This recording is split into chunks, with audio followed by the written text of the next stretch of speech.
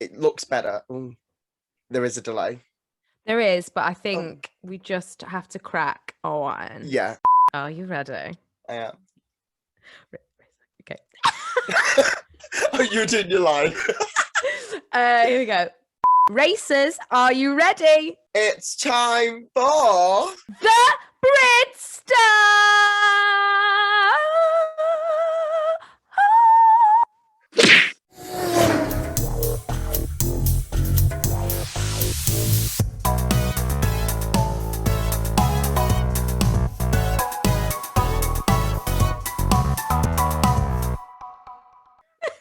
Isn't that good? worst dab in history. Oh my God, what is that? What? Oh. Flip it on my chin. Dab. I got my tea. No, I haven't. Okay. Hello, and a huge fabulous welcome back to the Brit Stop. I'm in morning, but it's nearly afternoon. Nadia Business! And I am the bestest Judy on her bestest behaviour because she's back. It's Lorna! And welcome to episode 3 of season 3 of the Brit Stop, where we are, of course, reviewing RuPaul's Drag Race UK season 3. Woo. Lorna, welcome back. Thank you, babe. It feels good. It feels good to be back with the sparkly curtain and back with you, my darling. How are you? Sick as a dog. Yeah, you got a cold. It's going around. Everyone is going down with allergy at the moment. Yeah, I caught it. Obviously, last week we had a very special guest by the name of Melissa, who happens to be related to me, filling in for you. But what did you think of episode 2? Gosh, yeah, it was a good one. It was a really good one. I am so nervous for Victoria Scone and her injury. I was thinking she's going to do a Eureka. I was scared for the Hun. She managed to just not really do much on the stage with her poor knee, which I'm sure she was really heartbroken about. So nervous about her. And we also had Crystal's second win in a row. I know. Honey, she is slaying the game. So really sad to see the little pocket rocket go home. I'll burn there. Yeah, I'll burn like gal. Yeah. Oh, but I agreed with you gals last week. Her runways were just poor. They were poor. Poor. As we go into episode 3, we know that Victoria Scone is going to be seeking medical attention. Yes. And depending on that, may or may not return to the competition. Now, we've seen this before with Eureka in season 9. We found out this opening start of the episode, RuPaul turns up and sadly tells all the queens that Victoria Scone will not be rejoining the competition. I mean, it's so sad, and it just shows how tough and God, injury prone. Like, RuPaul's Drag Race, it's a drag race, ladies. But yeah, my God, there's injuries. I'm just really sad that she won't be here because, I mean, she was slaying. She had, oh my God, her looks, her energy, her talent. She was funny. So God, she would have gone all the way, Nadia. I mean, would you agree? Do you think she had it in her? absolutely. She was one of my picks for the top 4. Agreed. Mine too. Straight away. Yeah. Straight away. So very sad to see her go. Oh. We are, of course, sending lots and lots of love to Victoria, and we cannot wait for season 4. Ru enters the workroom, and of course, it's Drag Race UK. There's a mini challenge. I love it. And this week, Ru is asking the queens to butch it up for the dating app Find Her. Let's just say, who were your favourites in this? I found this mini challenge really funny. Can I just do a big shout out to Veronica Green's interpretation of butch hetero man?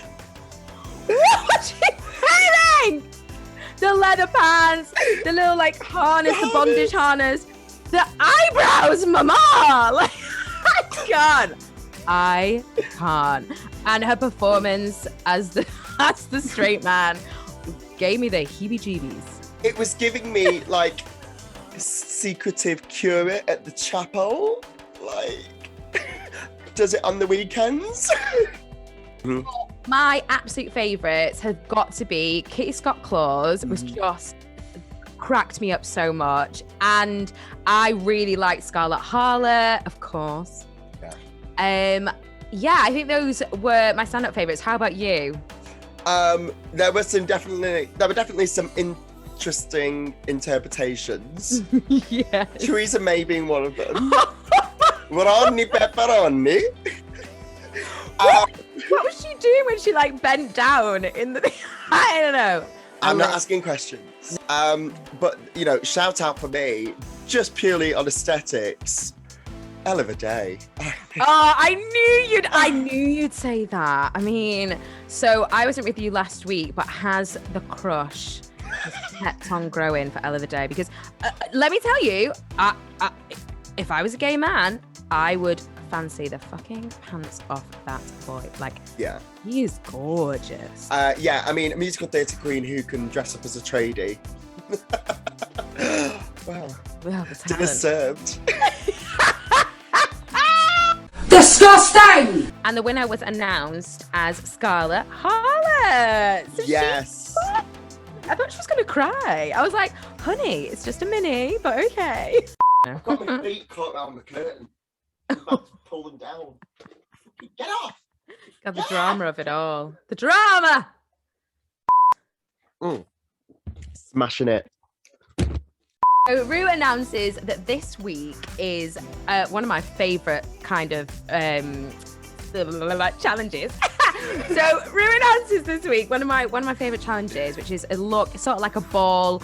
Everyone's got to do their own looks, and the categories are just brilliant. I feel like, are we like running out of kind of like ball categories? I don't know. But the first one that Ru wants to see the girls do is Happy Campers. Lost it. In the great outdoors. Happy Campers in the great outdoors. Oh my God. Yeah. Okay.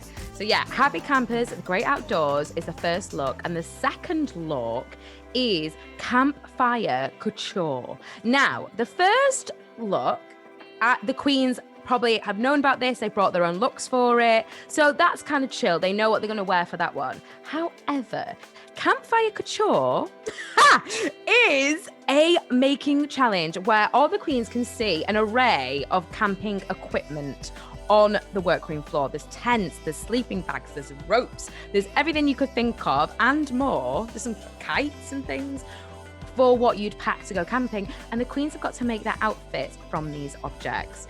This is tough. There was quite a few patterns that came out of this. I saw a lot of patterns. There were some sewing machine moments. However, there was also a hell of a hot glue pandemic going on. A lot of hot gluing. Know that the two look, bring a look and make a look challenge is gonna come along. And we usually see it very early on in Drag Race UK. Yeah, it's very true, because it just separates the wheat from the chaff. Is that the phrase? Veronica Green was very confident going into this. River Medway was also super duper confident. And then we got to see Elva Day absolutely pooing her pants about this. She's not a sewer. She's not a seamstress. And yeah, she was relying on River for like a lot of guidance, which I think is fair enough. But, it's up to the one who has the knowledge to say, right, well, I've still got to focus on me. Exactly, which will come back to bite one particular queen pretty hard later on. When Ru was doing the walk around, well, actually, he didn't really walk, he just seconded the queens to him. We were graced with a beautiful, beautiful presence of Raven. I'm in awe, like Crystal was. If I met Raven, I would be so starstruck. She is a goddess. Didn't she look fire? She looked amazing. I mean, this is a woman who can change her skin tone every single season of Drag Race. The woman gets darker every Drag Race UK. You know what? She gave such good makeup tips to the queens, though. I think that was really amazing. Yeah, she's just such an amazing presence. And yeah, it's a good time to see which queens were kind of confident with their ideas in front of Ru, and which ones Ru thought would like fly and which ones wasn't. Quickly say as well, such a moving conversation happened in the workroom this week between Charity and Kitty Scott Claus about Charity's HIV diagnosis and how it came about, and how Charity has kind of come to terms with it, and how it's still super upsetting, but how she found drag to get her out of that dark moment, and how she found Charity through it. I found that such a beautiful conversation. Yeah, and it was a very important conversation to have because there's still a lot of ignorance surrounding HIV. And like Charity said, you know, she takes a handful of tablets or pills a day. She doesn't feel the effects of it. It doesn't affect her. She can live a long, healthy life.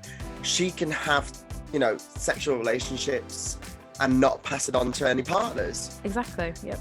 You equals you, undetectable equals untransmissible. There is still this ignorance and the stigma around it because people don't educate themselves. And it takes people like Charity really saying, this is me, this is my life, I'm living it, I'm living proof.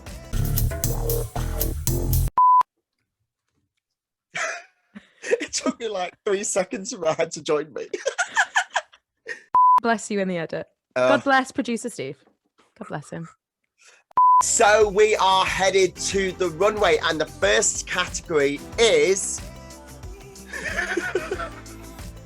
To the runway. Runway. Every time you say runway, every time we do it, I just hear RuPaul's. To the runway. Runway. To the runway. Runway. To the runway. Please stop immediately. Happy camper. In the great outdoors. In the great outdoors. And first to the runway. So this is a look that they have brought with them. Yes, correct. And this is one that's got to fit the bill. So first up is our gorgeous Crystal Versace in this green snatched waist Girl Scout.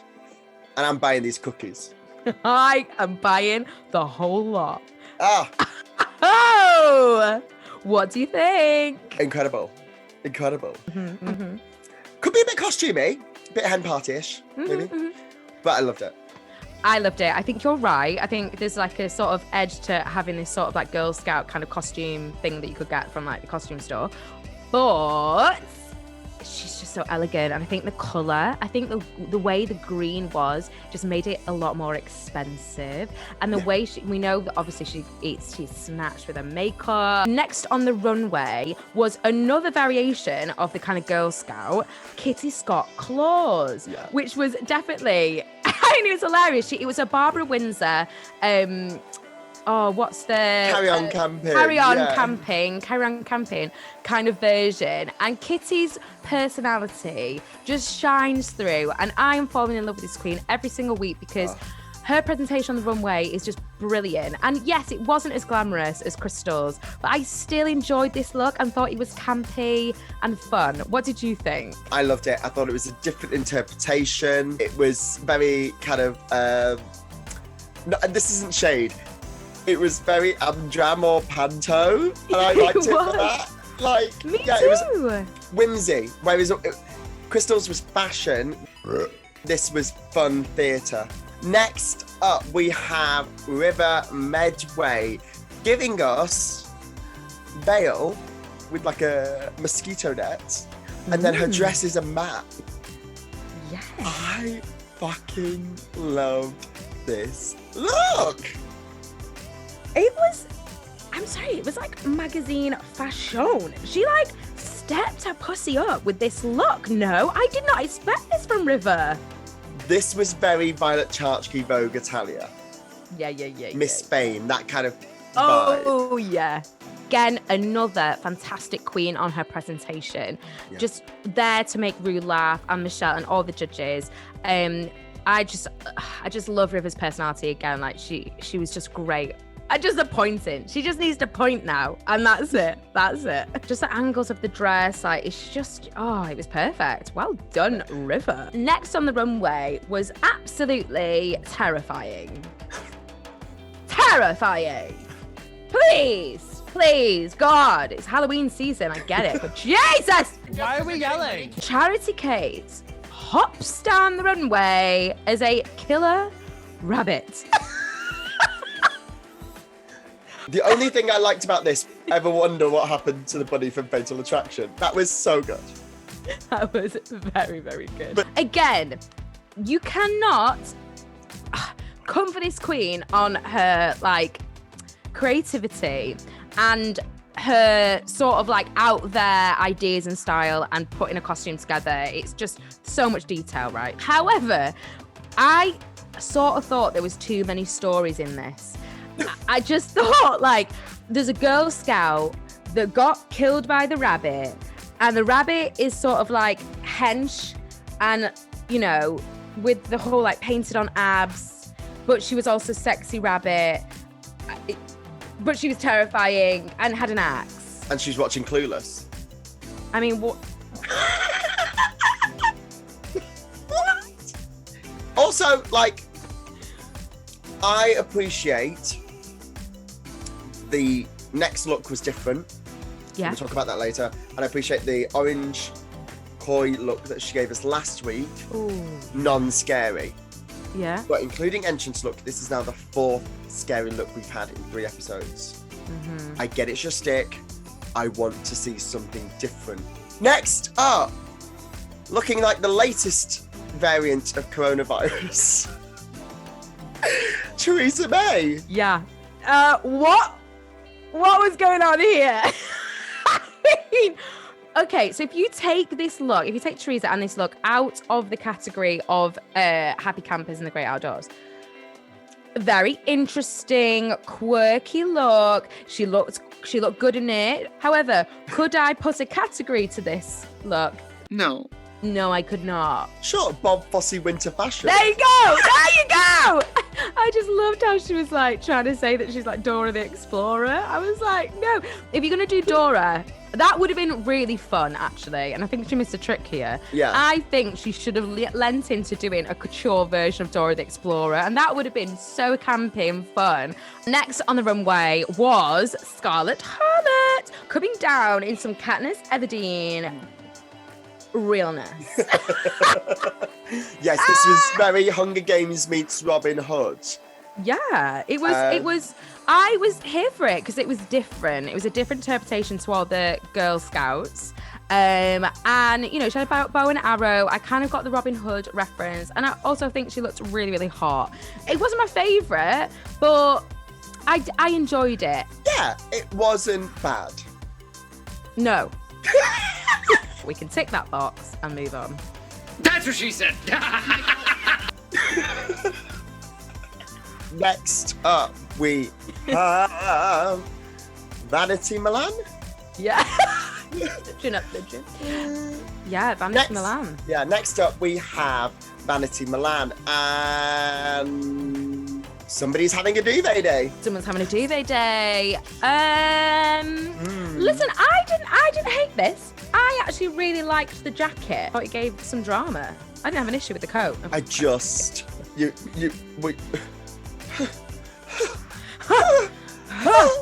didn't get this at No. all. Wearing 2 large black bum bags on your front. Oh, yeah. It's not a great outdoors happy campers look, mate. Oh, yeah. Got a real big problem with that. We've got Elva Day coming down the runway, strutting her, doing her thing.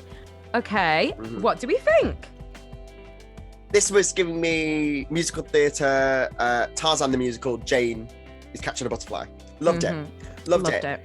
We just seen a butterfly look on All Star 6 from Ginger Minj. Yes. I like this better.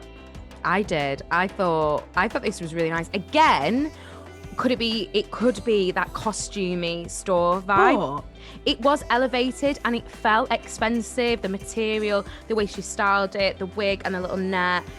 Yeah, I loved it. Last but not least, we have Veronica Green, who is too tired to go hiking. Now, As a look on a fashion cover without the challenge title, I loved this. This was very Vogue, Grace Coddington, editorial, like, oh, the great outdoors, coats are back, it's autumn. It's fashion. Loved it. For the challenge. No. No, I mean, that was a weird thing. Like when she first came onto the runway, I was like, wow, Veronica, this is like really fashion. And actually, this is really cool from you. But as she came closer, I just didn't feel like she executed it well enough. Runway Look Two, and this is the look that the queens have made for themselves. First out of the gates, Crystal Versace. Silhouette-wise, wowzers. I mean, she knows what she's doing, and I thought the colour was good, the makeup, the hair, everything, the way she kind of put the look together, like as in, and it sold it, fantastic. However, I did agree with Graham that I did think it was a touch too simple, and the shape of it, and that it was, like I said earlier on, corset sticking material onto it. I mean, it's smart because it was really simple and effective, but it was too simple for me. We saw pretty much this look in all black, including the glasses from Aquarius season 10 in the Mars and Earth ball. This just didn't say original to me. She needs to find her individuality, because at the moment she's perfect at it. But where's Crystal? I'm getting Aquaria. Where's Crystal? Do you know what I mean? I think her references are Drag Race. Ooh, hot take! Next on the runway, Kitty Scott Claus in a very wise choice of material. And for me, it's a safe look. It was fine. I really like the material. The colour is perfect for a blonde queen. She was sort of like giving a little nod to sort of like it's Barbarella, right? Yeah. A little nod to that, a little bit like spacey. She looks good. However, for me, it was just a safe look. Safe was what she was going for, and she was happy with that. Next up, we have River Medway. And she's doing a pointing thing, and she's giving us this tiny little red dress number with like a pillbox hat. Very 50s, 60s, Yes. Airways. Yeah. I love this. It was cute. It suited her so well. It was so flattering. It was a little bit scary because at the kind of like, in the workroom, she sort of had a moment where she was just like, maybe she changed her mind on her design and she was really feeling underconfident. And then it was an interesting swap that Elva Day all of a sudden was really confident with her look. Well. How the turntables. I thought, well, River, you didn't need to be worried, because if that was a sort of quick idea, what talent? I'm surprised she wasn't in the top this week. I think this is a queen who is being slept on. Yes. Next on the runway was our lovely Charity Case. Not terrifying. She had a lovely painted face, very glam. And I thought this was quite funny. And I think she got away with it by doing sort of like half a dress in this sort of like baby doll style. And then she had her fluffy knickers. So do you know what? Like, I thought, oh, she might be red for this. Why hasn't she got a complete dress on? But I think she got away with it. I think she styled it out. Don't you think? What do you think? Yeah, Not so much. Don't you think? What do you think? So intense. I didn't love this look. I didn't, hate it. It was fine. There was just something a little unfinished about it for me. And I don't... Yeah, the back of the dress. Next up, we have our very own Villanelle, Theresa May. Now, if ever a look needed a story and was better for the story, it's this look. I mean, Oh my God. Woo! her Yeah. lover jizzed in her eye. She met an owl in the woods and they're now friends. Oh my God, that queen cracks me up. She cracks me up. This look was very, very basic for Theresa, because I think we're getting used to her actually having some really amazing creative looks. This one, I will say this. I get what she was trying to do. I think she was trying to go more fashion. She's gone quite, flamenco. She's gone quite fun, quite camp. She's trying to go more fashion. Unfortunately, because it's Theresa, we still had this element of the whimsy and the absurd. Next was our beautiful Scarlett Harvard in this blanket, but it was a dress, honey, and you couldn't tell it was a blanket, baby. Oh my God. Scarlett can make a gown, honey. Yeah. This was divine. Yeah. She picked a stretchy fabric, and with the long, blonde share-like weave, it was beautiful. She looked so gorgeous coming down, and the way she kind of did the presentation and just, oh yeah, she knew it. She knew it was in the bag. She got some weird critique back in the workroom, on the Untucked, about that her dress could be from the rack. Woo! Rude. Oh yeah, Vanity was driving the school bus today. Yeah. Speaking of driving the school bus, it is Manatee Milan who's up next. And oh God. The only time this design looked good on anyone was when Roxy Andrews made the licorice dress in season 5, top 4 in the Sugar Bowl. Agreed. That's what I was thinking when she was tying the ropes and making it. I was thinking this could go either way, and God, Roxy's licorice was just phenomenal. It was crafty. Yeah, it was, and the fact that the ropes didn't come all the way down, it was oh, did we not have time? She was also just had a weird attitude about this. I think she was just living in her own delusional fantasy. She was like, this is fashion, this is couture. And I was like, no. Back to you in the studio, Lorna. Now we've got Elva Day in her sort of oversized coat that she made out of 2 anoraks, and she's got the plaid little mini dress. Now, I liked this. I thought that she really held it together by doing the tartan cuffs on the coat. I think if she didn't have that, it might have looked a little bit jarring, a little bit, because it's 2 very different patterns and materials. But for someone who is not a sewer, that someone who doesn't make their own outfits and doesn't have that eye, well done, Elva Day. Well done. Do you think? I fucking love this. It was absolutely gorgeous. And last but not least, so as we mentioned before, briefly, Veronica was helping other queens, including Crystal Versace. However, Veronica's time management is an issue, and she knows this, and so much so that the final look she presented, I don't know how to describe. I hated this look. Hated it. Hated it. Oh my God. Even in the workroom when it was half done and she was making it, as soon as she got those kites as wings, I was like, this looks tacky. Please stop and change your idea, please. Yeah, take those kites, make them something else. Oh my God, please. It was crafty.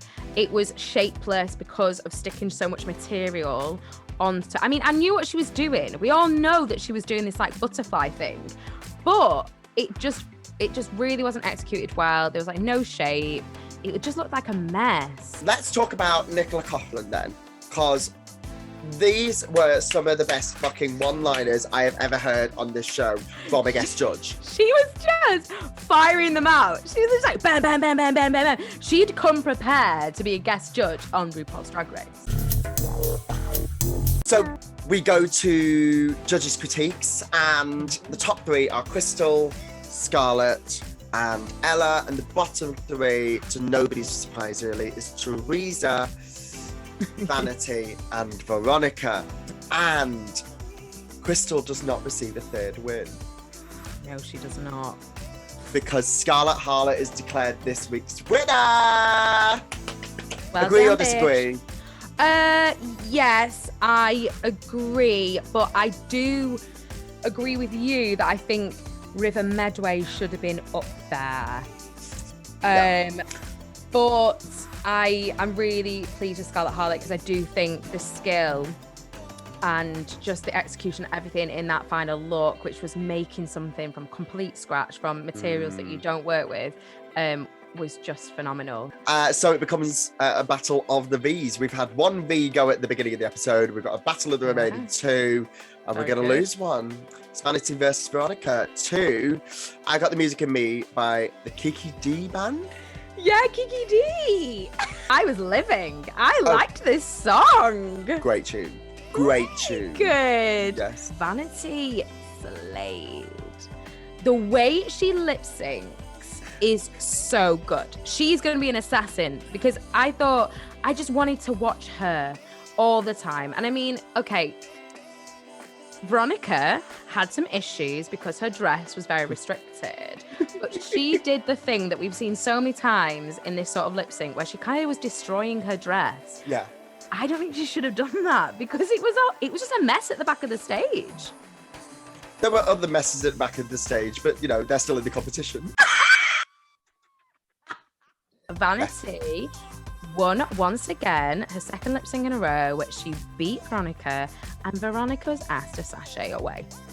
I really think season 2 she could have gone all the way to the top 4 had it not been for COVID.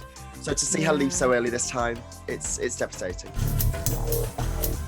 Yeah, so that is it for episode 3 of RuPaul's Drag Race UK season 3 and episode 3 of season 3 of the Brit Stop. Lorna, what a great episode. I thought this was a great episode. Yeah, it's good. It's heating up. We're seeing some like queens coming up from the back, trying to take it forward. Crystal's not got a third win, so she's going to have to think of something to step it up. We've lost Victoria. So a lot of these queens are thinking, oh, top competition has gone.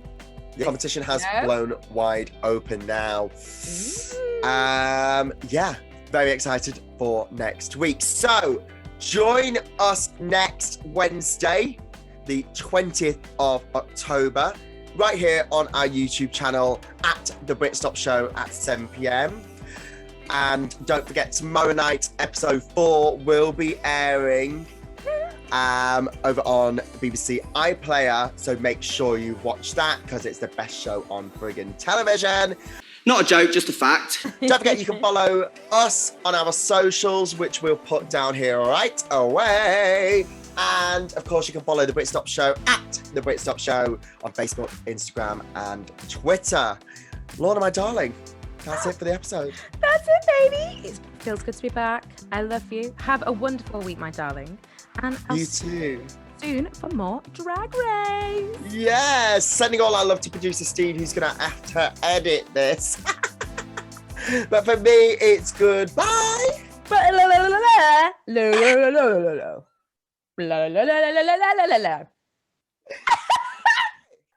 Ciao! My boobs are out. That was a long one.